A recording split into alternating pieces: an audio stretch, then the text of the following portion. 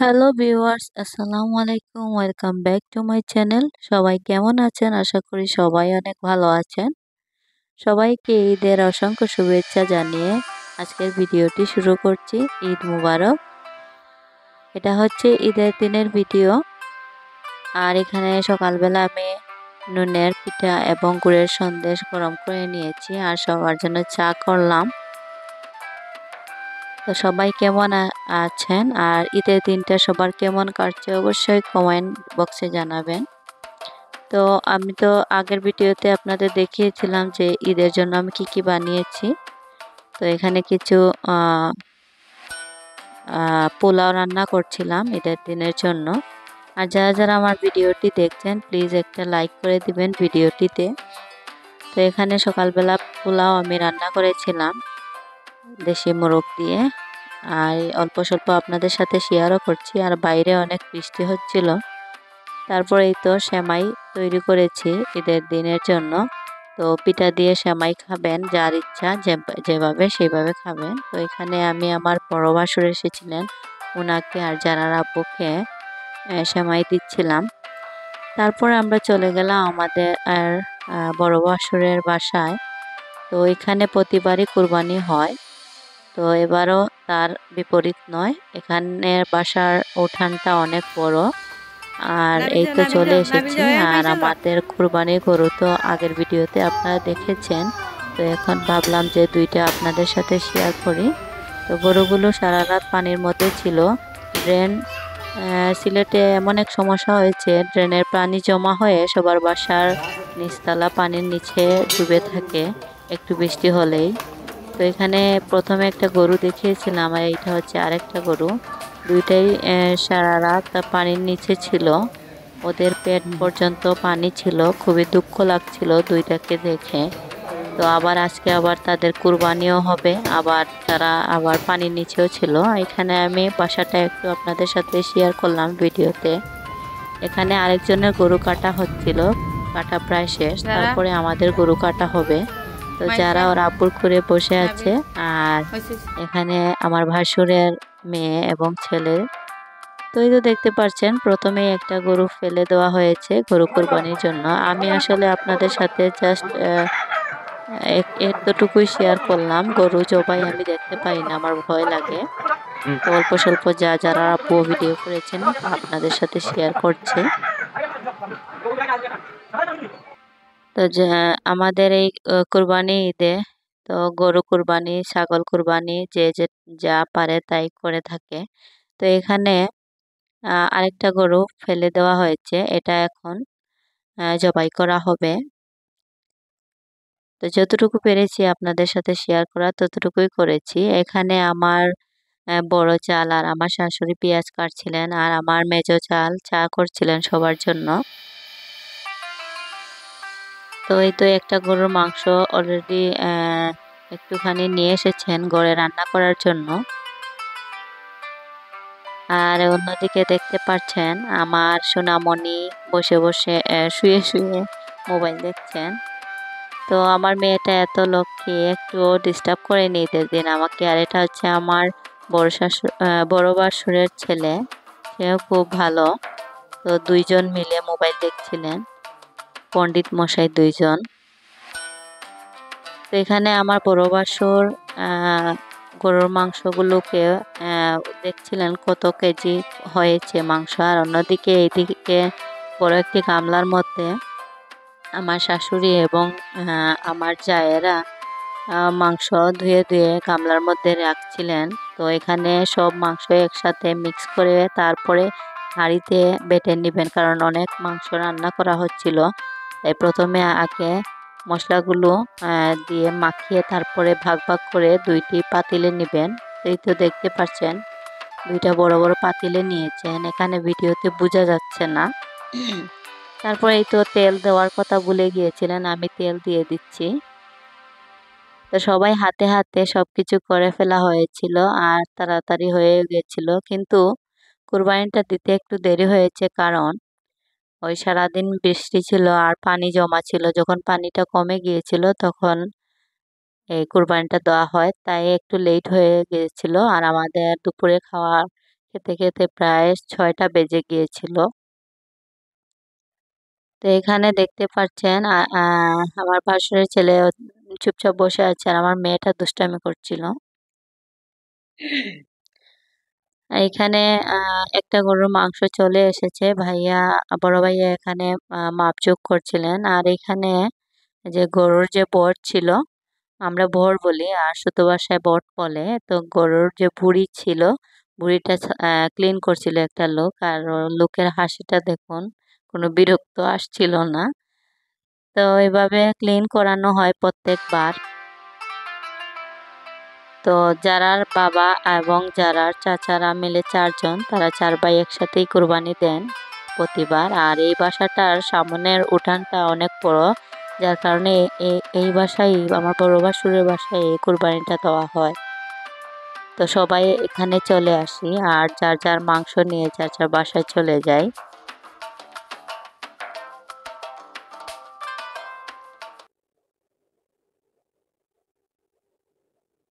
Zara, nene, beso, Zara. Wow, wow.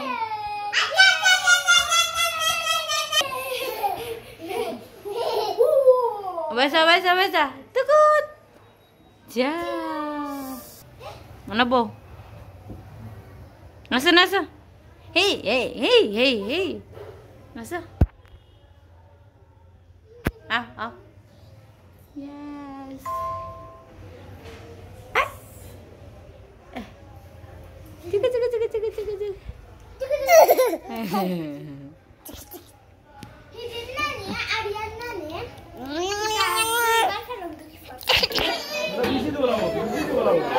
তো এখানে আপনারা দেখতে পেলেন যারা তার চাচাতো বোনের সাথে নাচ করছে, তো খুব আনন্দ করছিল। আর এদিকে মাংস কাটাকাটি করার পর তারপরে এই তো দেখতে পাচ্ছেন এখানে কিছু যারা মাংস নিতে আসে তাদের মাঝে বিলিয়ে দেওয়া হচ্ছিল।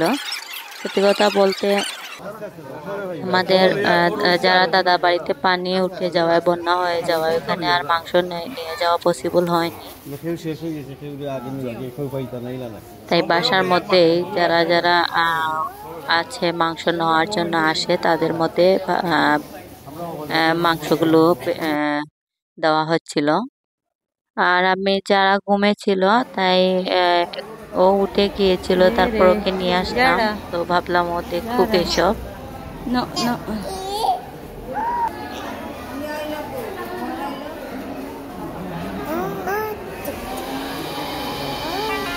ঈদের দিন অনেকে কোরবানি দিতে পারে না,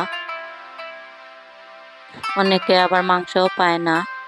তাই আমাদের উচিত আমরা যারা কোরবানি দেই তারা যেন অসহায় মানুষরা যাতে কোরবানির দিন অন্তত পক্ষে এক বাটি মাংস না তার পরিবারকে খাওয়াতে পারে, সেই দিকে খেয়াল রাখার। সবাইকে তো দেওয়া সম্ভব না, যতটুকু যে পারি ততটুকুই করার চেষ্টা করব। আর এখানে দেখতে পাচ্ছেন গরুর নাড়ি বুড়ি। তো এগুলা সিলেটের মানুষরা খেতে খুবই পছন্দ করে। এখানে আমার শাশুড়ি সবকিছু ক্লিন করে নিয়েছিলেন। আর এরপর তো আমরা বাসায় চলে যাচ্ছিলাম, রাত প্রায় 12:30 হয়ে গেছিল। তারপর বাসায় এসেই তো দেখতে পাচ্ছেন বড় বড় 2টা বালতি দিয়ে মাংস, আরও পলিথিন ব্যাগও অনেকগুলো। এখানে বোঝা যাচ্ছে না কতটুকু মাংস, কিন্তু অনেকগুলো। আর এখানে আমি হাঁড়ির মধ্যে বুড়ি নিয়ে নিয়েছি গরুর, সেটা আমি সিদ্ধ বসিয়ে দিয়েছি চুলায়। আর অন্যদিকে যারা আপু প্যাকেট করছিলেন সব মাংস, আমাকে প্যাকেট করে দিচ্ছিলেন, ওনারও শরীর খারাপ হয়ে গিয়েছিল, কারণ পানি হয়ে গিয়েছিল। পানির মধ্যে হেঁটে গিয়ে ওইখানে গরুগুলো পানির মধ্যে ছিল, ওগুলোকে দোতলায় তুলে দিয়ে এসেছিলেন। তো সব মাংসগুলো প্যাকেট করে আমাকে দিচ্ছিলেন অসুস্থ অবস্থায়। আর আমি এই তো ফ্রিজের মধ্যে ঢুকে রেখেছিলাম। 2টা ফ্রিজে জায়গা হচ্ছিল না, আগেরও জিনিসপত্র ছিল, তো একটা ফ্রিজে রেখেছি। আর এই তো আরেকটা ফ্রিজ, তো এটার মধ্যেও সবকিছু রাখছি একটু একটু করে। এই দেখুন একটু জায়গা নেই ফ্রিজের মধ্যে। তো ভিডিও ছাড়তে অনেক লেট হয়, তো কি আর করব, সময় পাই না। আর এখানে দেখতে পাচ্ছেন গরুর ভুঁড়ি আমি সিদ্ধ বসিয়ে দিয়েছি, অলরেডি সিদ্ধ হয়েও গেছে গরুর ভুঁড়িগুলো।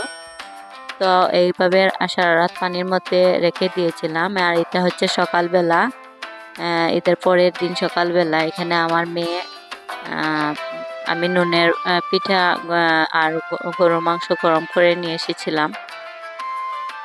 তো এখানে আমি গরুর মাংস কিছু বের করেছি রান্না করার জন্য। এই বাসার মধ্যে প্রথম গরুর মাংস রান্নবো। ঈদের দিন তো আর আমরা ওই বাসায় খাই সবাই। তো আসার সময় ভাবি আমাদেরকে মাংস আর ভাত দিয়ে দিয়েছিলেন আসার সময়, আর রাত্রে আর রান্না করা লাগেনি।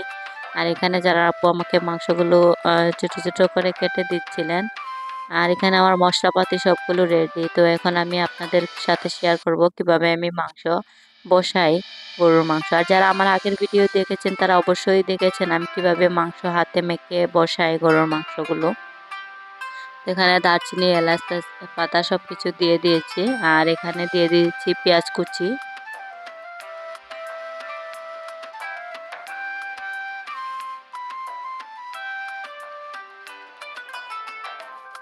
এরপর আমি আদা রসুনের পেস্টটা দিয়ে দিব। আমি আগে আদা রসুনের পেস্টটা করে নিয়েছিলাম, আগের ভিডিও যারা দেখেছিলেন। তো এভাবে করে রাখলে কিছু সুবিধা হয়। আর পেঁয়াজের পেস্টটাও আমি দিয়ে দিচ্ছি। তো পেঁয়াজ কুচি দিলে গরুর মাংস ভুনাটা খেতে আলাদা একটা ভালো লাগে, ফ্লেভার চলে আসে। তো এখানে আমি ব্লেন্ডার করা পেঁয়াজ দিয়ে দিয়েছি আর মশলাগুলো দিয়ে দিলাম। আর তেল আর লবণ দিয়ে ভালো করে এখন আমি খুন্তি দিয়ে উলট পালট করে মিক্স করে নিব।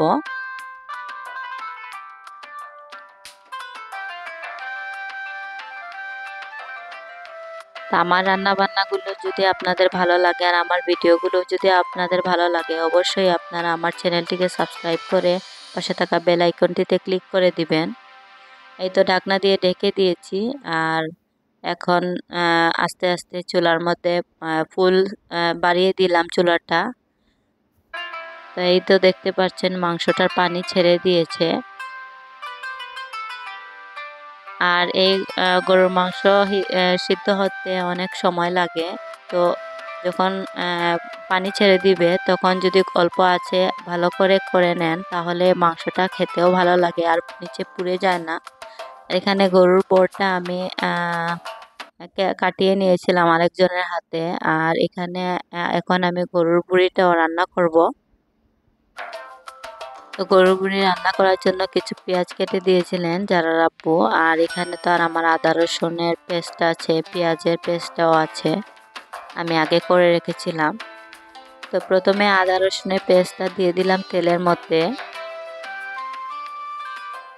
তো এভাবে একটা কড়াইতে যদি গরুর ভুঁড়িটা করা হয় তাহলে যারা একটু শুকনো শুকনো খেতে ভালোবাসেন তাহলে কড়াইতে শুকনো শুকনো করলে আর নিচে লেগে যায় না।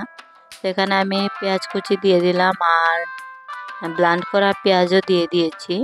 এখন আমি মৌরি আর কালিজিরা, মেথি এটা দিয়ে দিলাম।